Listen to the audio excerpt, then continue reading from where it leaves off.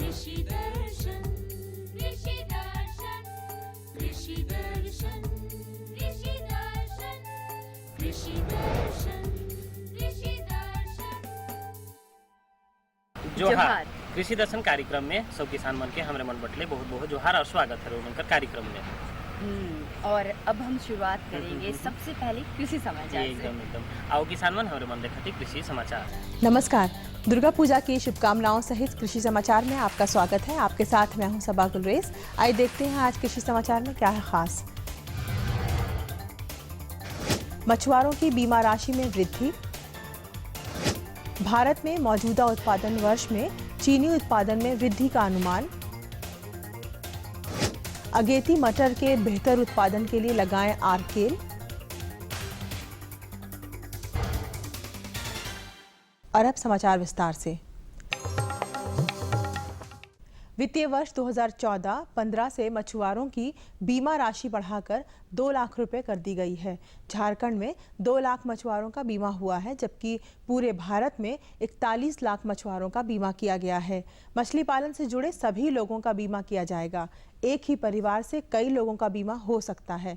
इसके लिए उनकी उम्र 18 से 70 साल के बीच होनी चाहिए।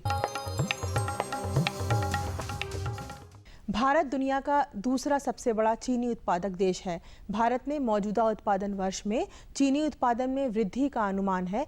चीनी उत्पादन और उपभोग मामले की संस्था इंडियन शुगर मिल्स एसोसिएशन ने अपनी हालिया रिपोर्ट में कहा है कि पिछले उत्पादन वर्ष के मुकाबले इस साल चीनी उत्पादन में 1 मिलियन टन से ज़्यादा की वृद्धि का अनुमान है। पिछले वर्ष 2013-2014 में 243 लाख टन चीनी का उत्पादन हुआ, जो वर्ष 2014-2015 में बढ़कर 255 लाख टन होने का अनुमान है। मुर्गी पालक भाई अपने मुर्गियों को विषाणु जनित रोग गम्बोरों से बचाने के लिए 14 दिन के उम्र वाले चूजों को गम्बोरों का टीका दिलाएं और 24 से 25 दिन की आयु वाले मुर्गियों को रानीखेत रोग से बचाने के लिए रानीखेत का दूसरा टीका दें। यानी कि आईबीडी, इस बीमारी का दूसरा नाम आईबीडी है, इन्फेक्शियस बर्सल डिजीज़। और इसका टीका भी आप 14 दिनों के पर दें। देने का तरीका वही है जिस तरह से आपने पहले दिया था टीका को, तो इसको भी आप 1 बूंद आँख में 1 बूंद नाक में 14 दिनों पर दे दें। और फिर तीसरा टीका जो है, क्योंकि आजकल ये दोनों टीका देने के बाद भी कभी कभी देखा गया है कि रानीखेत की बीमारी जो है वो चूज़ों में आ जा रही है, तो इससे रोकथाम के लिए आप 24 से 26 दिन के अंदर में एक बार लसोटा करके रानीखेत का टीका आता है, उसे लसोटा को आप पानी में मिला करके सुबह के समय में, सुबह में कुछ देर तक मुर्गियों को आप पानी ना दें, 1 घंटे तक, और उसके बाद आप वही वैक्सीन मिला हुआ पानी थोड़ा पानी करके दें, ताकि इससे सारे मुर्गियां जो है एक एक बार कम से कम उस पानी को पी लें। तो इससे आपके वो मुर्गी फार्म में रानीखेत और गम्बोरो बीमारी दोनों का बचाव। राज्य के किसान अगर मटर लगाना चाहते हैं तो उन्हें इस फसल से अच्छी उपज लेने के लिए उन्नत प्रभेदों के चयन के संबंध में हमारी कृषि विशेषज्ञ की सलाह है। किसान भाइयों, अगेती मटर का बोने का समय है। इसकी बुआई 15 सितंबर से 15 अक्टूबर के बीच में की जाती है। इसके जो प्रमुख प्रभेद हैं वो मेटियोर, अर्ली बजर, आर्केल और आज़ाद मटर 3। इसके लिए 100 से 110 किलोग्राम बीज को लें और बीज को 2.5 ग्राम थीरम से उपचारित करने के बाद 20 ग्राम प्रति किलो की दर से राइजोबियम से उपचारित करें और 30 × 15 सेंटीमीटर की दूरी पर बोएं। खेत में 34 kilo urea, 150 kilo single super phosphate और 44 किलो म्यूरेट ऑफ पोटाश का व्यवहार करें। टेलीस्कोपिक प्रूनर एक ऐसा उपकरण है जिसकी सहायता से किसान आम, लीची जैसे वृक्षों की ऊपरी टहनियों को काटने छाटने का काम कर सकते हैं। इस उपकरण में लंबाई बढ़ाने की भी सुविधा है। इसकी लंबाई 10 से 12 फीट तक बढ़ाई जा सकती है।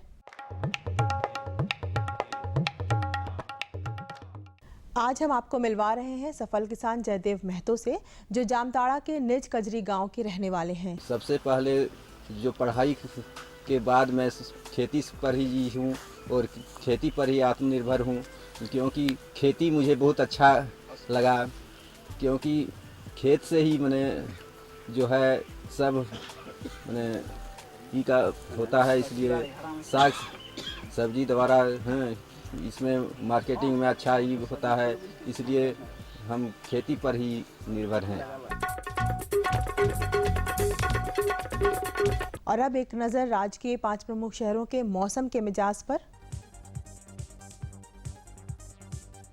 आज राज्य के 5 प्रमुख नगरों के अधिकतम और न्यूनतम तापमान कुछ इस प्रकार दर्ज किए गए। रांची का अधिकतम तापमान 31 डिग्री सेल्सियस और न्यूनतम 21 डिग्री सेल्सियस। जमशेदपुर का अधिकतम तापमान 33 डिग्री सेल्सियस और न्यूनतम 23 डिग्री सेल्सियस। मेदिनीनगर का अधिकतम तापमान 32 डिग्री सेल्सियस और न्यूनतम 22 डिग्री सेल्सियस।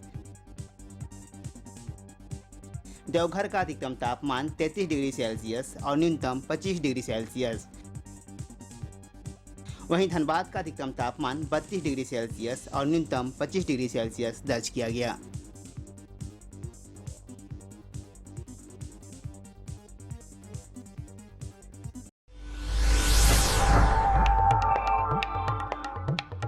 और अब मंडी भाव में आइए नजर डालते हैं अनाजों के भाव पर। आज कृषि उत्पाद बाजार समिति पंडा रांची में विभिन्न खाद्यान्नों के थोक भाव कुछ इस प्रकार दर्ज किए गए। चावल मोटा 2,400 रुपये से 2,500 रुपये, चावल मध्यम 2,600 रुपये से 2,700 रुपये, चावल उत्तम 3,650 रुपये से 3,900 रुपये, गेहूँ 1,700 रुपये से 1,800 रुपये, चना 3,350 रुपये से 3,550 रुपये, दाल अरहर 6,200 रुपये से 6,400 रुपये, दाल मसूर 5,600 रुपये से 5,800 रुपये, दाल चना 3,600 रुपये से 3,800 रुपये, सरसों तेल 8,700 रुपये से 9,300 रुपये, चीनी 3,450 रुपये से 3,550 रुपये, आलू 1,500 रुपये से 1,750 रुपये और प्याज 1,700 रुपये से 1,850 रुपये प्रति क्विंटल रहा। कृषि समाचार में आज इतना ही। अगले दिन अगले अंक में फिर मुलाकात होगी कुछ ताज़ा खबरों के साथ। तब तक के लिए दीजिए इजाजत। नमस्कार, जोहार। फटाफट हमने आपको दिला दी जानकारी कृषि जगत की, जिसके तहत ढेर सारी जानकारी हम हर बार की तरह देते हैं। और मौसम का मिजाज भी आपने जान लिया और भाव के भी देख लिए हमरे। लेकिन अभी भी बहुत कुछ जानना बाकी है। छोटा सा विराम करवा दे हमारे जानकारी रोहन के दीवार किसान मन। ये लो और बताओ। बस। अरे ये क्या भैया जी, बस इतनी सी रासायनिक खाद? किसानी छोड़ रहे हो क्या? किसानी नहीं, नादानी छोड़ रहे हैं। मिट्टी की जांच कराई है। अब तो लालाजी जितनी जरूरत है उतने ही उर्वरक खेत में डालेंगे। हाँ, किसान भाई आज ही अपने जिले की नजदीकी भूमि परीक्षण प्रयोगशाला में मिट्टी की जांच जरूर करवाएं और मिट्टी में पोषक तत्व, नमी व पौधे के विकास को देखते हुए केवल जरूरत के अनुसार ही पोषक तत्व डालें। और हाँ, मिट्टी में गंधक, जस्ता, बोरोन जैसे सूक्ष्म पोषक तत्वों का पता लगाना भी न भूलें।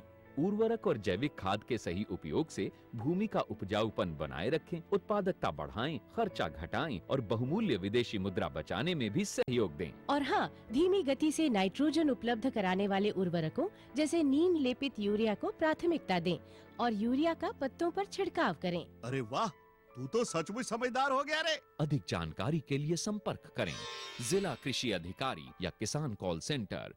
खुशबू की फुहार में, स्वाद की बहार में, तरक्की की तानों में, खिलती मुस्कानों में, हरे भरे पौधों में, बड़े बड़े सौदों में, मधुर भिनभिनाहट में, खुशियों की आहट में। NHM बागवानी मिशन, हमारी चाहत, आपकी मुस्कुराहट। विराम के बाद एक बार फिर से आप सभी का बहुत बहुत स्वागत है।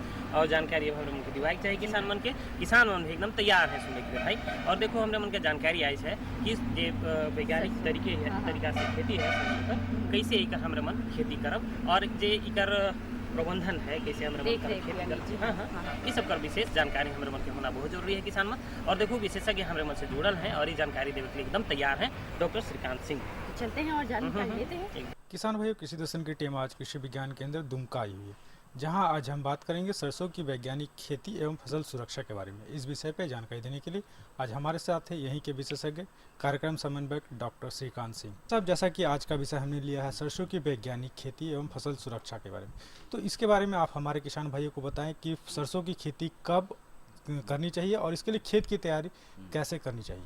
जी किसान भाइयों, आपको यह ध्यान देना चाहिए कि सरसों दो प्रकार का होता है, एक तोरी होता है और दूसरा एक राई होता है। तोरी और राई दोनों लगभग देखने में समान होता है, किंतु इसके प्रभेद अलग अलग होते हैं। तोरी में जो मुख्य प्रभेद होते हैं वो T9, पांचाली और PT 303 होता है।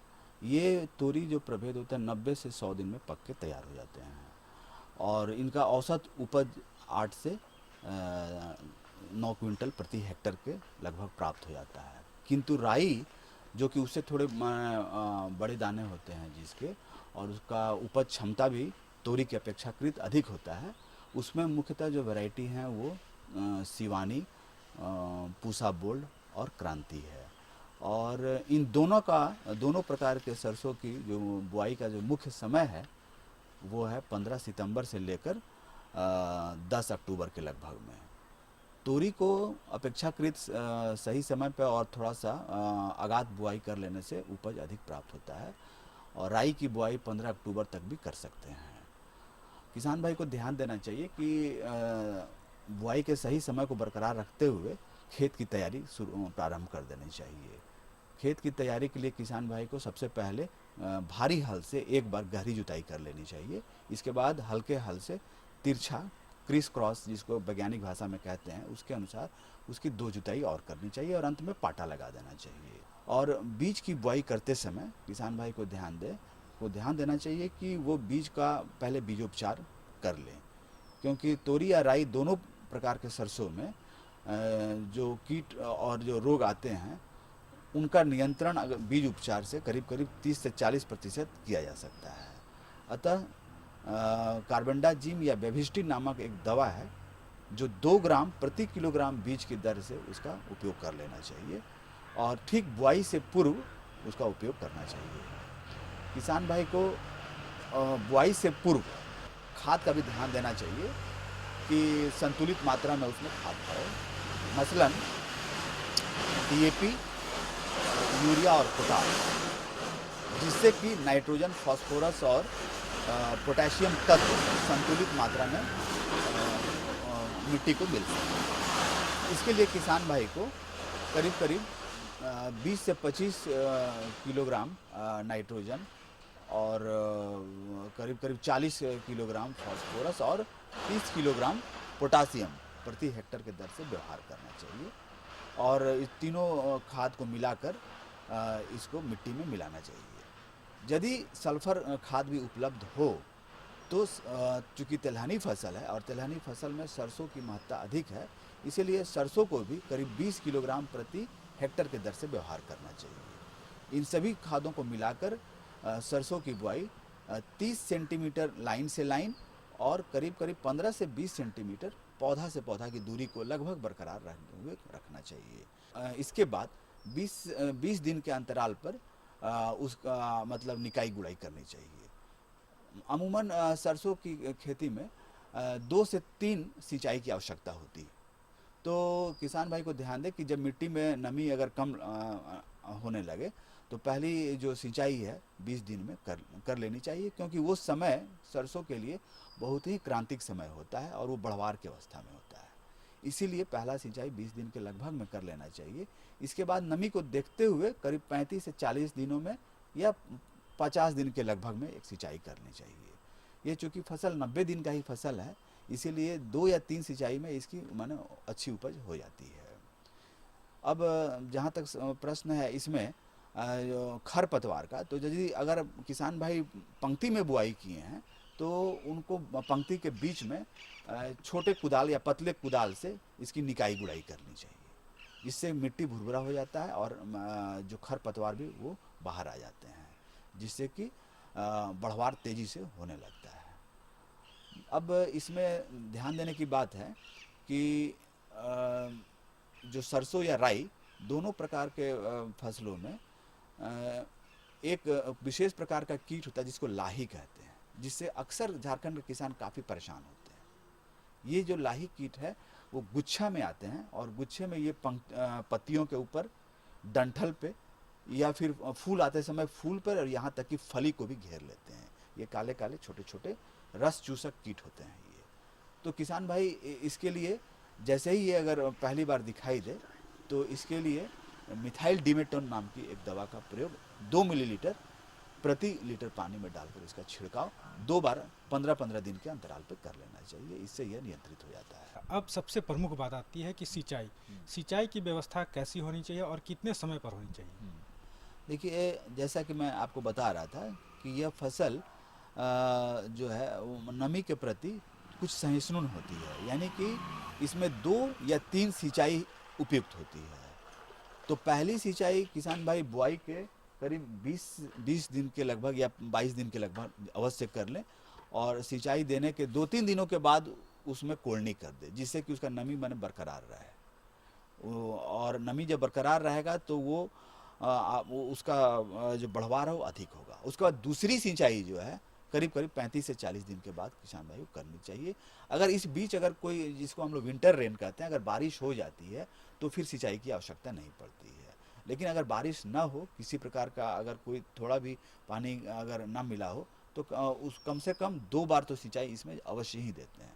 सिवानी एक वैरायटी है जिसमें केवल 2 सिंचाई में ही ये उपयुक्त होता है और वह अपना बढ़वार पूरा कर लेता है। डॉक्टर साहब, चलते चलते आप हमारे किसान भाइयों को क्या संदेश देंगे कि ताकि वो अच्छी फसल ले सके? मैं किसान भाई से कहना चाहूँगा कि किसान भाई समय से सरसों की बुआई कर लें और तुरंत अभी यह सही उपयुक्त समय है कि वो अपना खेत की तैयारी शुरू कर लें और बीज उपचार करके ही बीज लगाएं, जिससे कि उनको फसल का नुकसान बाद में नहीं उठाना पड़े। तो देखा किसान भाइयों, डॉक्टर साहब ने कितनी अच्छी जानकारी दी सरसों की वैज्ञानिक खेती के बारे में। डॉक्टर साहब, आप हमारे इस कार्यक्रम में इसके लिए बहुत बहुत धन्यवाद। धन्यवाद आपको। यार एकदम बहुत बढ़िया रहे। लेकिन मुझे ऐसा क्यों लग रहा है कि आज मेरी पीली पीली साड़ी को देखकर अपनी सरसों की जानकारी दी। एकदम रोड़े सही कहा थी भाई, क्योंकि देखो सरसों का फूल सबके सुंदर लागेला और खाए में इकर जे तेल है बड़ा स्वाद लागेला। हाँ, और इसके साग का भी उपयोग होता है। एकदम तो कहा थी रोड़े मन बढ़िया।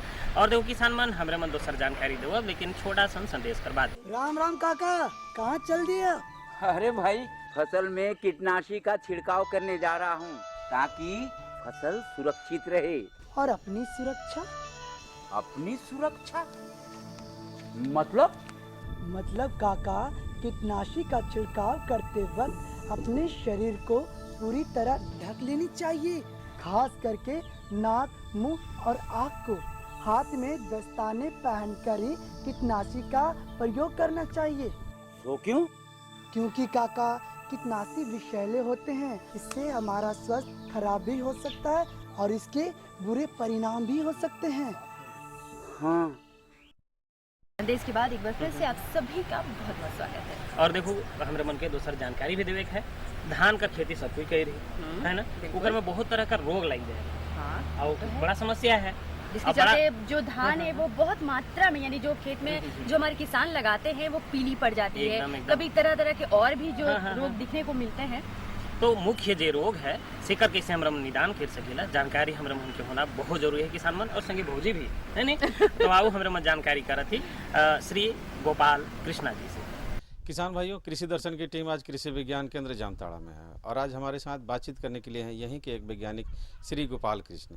ये हमें जानकारी देंगे कि धान में कौन कौन से रोग लगते हैं और इसका निदान कैसे पाया जाए। अभी तो इस वक्त धान की फसल लगी हुई है, खेत में खड़ी है, तो कौन कौन से रोग लगते हैं सब और उसके पहचानने का लक्षण क्या है, कैसे हमारे किसान भाई पहचाने कि इसमें ये बीमारी लग गया है और इसका निदान क्या है? वैसे तो देखा गया है कि धान के फसल में अनेक प्रकार के रोग लगते हैं, लेकिन कुछ रोग ऐसे हैं जिसको हर एक साल देखा जा सकता है धान के फसल को नुकसान करते हुए।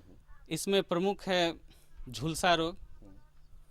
झुलसा रोग 2 प्रकार का होता है। एक फफूंद जनित झुलसा रोग होता है, जिसके आक्रमण से पत्ती पर आँख के आकार का या नाव के आकार का भूरा धब्बा बनना शुरू हो जाता है। अगर किसान भाई इस बीमारी का रोकथाम सही समय पर नहीं कर पाए तो कुछ ही समय में, कुछ ही दिनों में पूरे खेत को ये बीमारी अपने चपेट में ले सकता है। अतः ज़रूरी है कि सही समय पे इसका निदान करें। जब भी 1 या 2 पत्ता पे कभी भी हमें इस तरह का लक्षण दिखाई दे, तुरंत हम दवा छिड़कने के लिए सोचें। इसके लिए जो मुख्य दवा है जिससे निदान मिल सकता है वो है कॉपर ऑक्सीक्लोराइड आधारित दवा, जो बाज़ार में उपलब्ध है, अलग अलग नामों से उपलब्ध है, अलग अलग कंपनियां बनाती है। जैसे ब्लाइटॉक्स 50 के नाम से उपलब्ध है, क्यूरेक्स 50 के नाम से उपलब्ध है, ब्लू कॉपर के नाम से उपलब्ध है, और भी बहुत सारी कंपनियां हैं जो इस दवा को बनाती हैं। उस दवा का मात्रा होगा 3 ग्राम 1 लीटर पानी में। इस तरह से घोल बना करके और इसका छिड़काव अपने फसल पे करें। ध्यान देने योग्य बात यह है इसमें कि जब बारिश होती रहती है उस समय में जब भी हम स्प्रे करते हैं, कीटनाशक का स्प्रे करते हैं चाहे फफूंदनाशक का स्प्रे करते हैं, तो बारिश होने के बाद तुरंत उसका असर ख़त्म हो जाता है, धुल जाता है। इसीलिए आवश्यक है उसमें एक स्टिकर मिला देना, बहुत ही आवश्यक है, जिससे कि अगर स्टिकर मिलाने के बाद अगर हम उस दवा का स्प्रे करते हैं तो अगर 2-3 घंटा भी बारिश नहीं हुई तो फिर वो पत्ती से चिपक जाता है, और 2-3 घंटा बाद अगर बारिश होती है तो फिर उसके धुलने का कोई संभावना नहीं रहता है। साधारण किसान के शब्दों में कहा जाए तो वो स्टिकर का क्या मतलब हुआ? स्टिकर कहने का मतलब एक गोंद हुआ। उसका काम यही रहता है कि जो पत्ती में अगर हम जैसे ही दवा छिड़काव करते हैं तो होता क्या कि जैसे बारिश हुई वो धुल गया, तो अगर धुल गया तो उस दवा का असर वहाँ नहीं हो पाएगा और बीमारी पे कोई असर नहीं रहेगा उस दवा का। इसलिए ज़रूरी है कि उस दवा को हम कुछ कम से कम 2-3 घंटा तक के लिए भी वहाँ रोक के रखें। तो स्टिकर अगर हम जैसे ही मिलाते हैं उसमें तो उसमें एक लेमिनेशन टाइप का बन जाता है, और जिसके चलते बारिश के पानी से वो धुल नहीं पाता। अब गोपाल जी, इसके अलावे धान में कौन से रोग लगते हैं? और जीवाणु जनित झुलसा रोग का आक्रमण होने पर पत्ती पे उसका लक्षण जो दिखाई देता है वो सीधा भूरे रंग या पुआल रंग का, ऊपर से चोटी से आते हुए नीचे की तरफ उसका लकीर बनता है, या तो वो धारी मार्जिन होते हुए जाता है और या नहीं तो बीचों बीच नीचे की तरफ बढ़ता है। और भी उसका एक पहचान है कि अगर किसान भाई डेली अपने खेत पे जाते हैं तो एकदम सुबह सुबह जब अपने खेत पे जाएंगे तो देखेंगे कि एक चिपचिपा पदार्थ का स्राव निकला हुआ होता है वहाँ पे। अगर उसको छुएंगे तो वो चिपचिपा सा लगता है। अगर इस तरह का लक्षण दिखाई दे तो समझ जाना चाहिए कि ये जीवाणु जनित झुलसा रोग है, और इसके निदान के लिए हम तुरंत ही कोई कारगर उपाय करें। इसके लिए कारगर उपाय ये है कि अगर हम 500 लीटर पानी में अगर हम घोल बनाने जाएं तो इसके लिए हम मात्रा बताते हैं कि एक स्ट्रेप्टोसाइक्लिन दवा होता है और दूसरा फिर कॉपर ऑक्सीक्लोराइड आधारित दवा। दोनों का मात्रा ये रहेगा कि स्ट्रेप्टोसाइक्लिन का 7.5 ग्राम और कॉपर ऑक्सीक्लोराइड आधारित दवा का आधा किलो मात्रा 500 लीटर पानी में उसका घोल बना करके और उसका तुरंत छिड़काव करें। इसका कम से कम 2 बार छिड़काव करना बहुत ही आवश्यक होता है। 10 या 15 दिन के अंतराल पे इसका 2 बार छिड़काव कर देना चाहिए, तभी जा करके इस रोग से निदान पाया जा सकता है। छिड़काव की जहाँ तक की बात है तो छिड़काव का सही समय कौन सा है, सुबह या शाम या दोपहर? ऐसे देखा है जिस समय में हवा चलती रहती है उस समय में हम लोग कहते हैं कि जो छिड़काव नहीं करने के लिए, लेकिन जिस समय में ये बीमारी आता है उस समय में हवा का भी बहुत ज़्यादा प्रकोप नहीं होता है, केवल हमें बचना होता है बारिश से। तो जैसा कि हमने बताया कि कोई भी दवा आप छिड़क रहे हैं उसमें स्टिकर मिलाते हैं, और जिससे कि हम दवा का प्रभाव ज़्यादा समय तक हम पत्ती पे रख सकते हैं। तो ये स्टिकर मिलाना बहुत ही ज़रूरी होता है। और भी दूसरा बीमारी है इसमें जो फॉल्स स्मट के नाम से जाना जाता है। लोग इसे कोलिया बीमारी के नाम से भी जानते हैं। ये इस बीमारी का प्रकोप ज़्यादातर देखा जाता है कि जिस समय में बाली निकल आता है उसी समय में देखा जाता है इसका लक्षण ये है कि काले रंग का या हरे रंग का या पीले रंग का एक फफूंद का पुंज दिखाई देता है दानों के बीच में, जो फॉल्स स्मट होता है। अगर हम इस रोग का सही समय पे निदान नहीं करेंगे तो हमारा जितना भी फसल है उसमें बाली में जितने भी दाना है सभी रोग ग्रसित हो सकते हैं। इसलिए आवश्यक है कि इस बीमारी का सही समय पर उपचार करें। इसके उपचार के लिए भी है कॉपर ऑक्सीक्लोराइड आधारित दवा या कॉपर हाइड्रोक्साइड आधारित दवा का इस्तेमाल करें।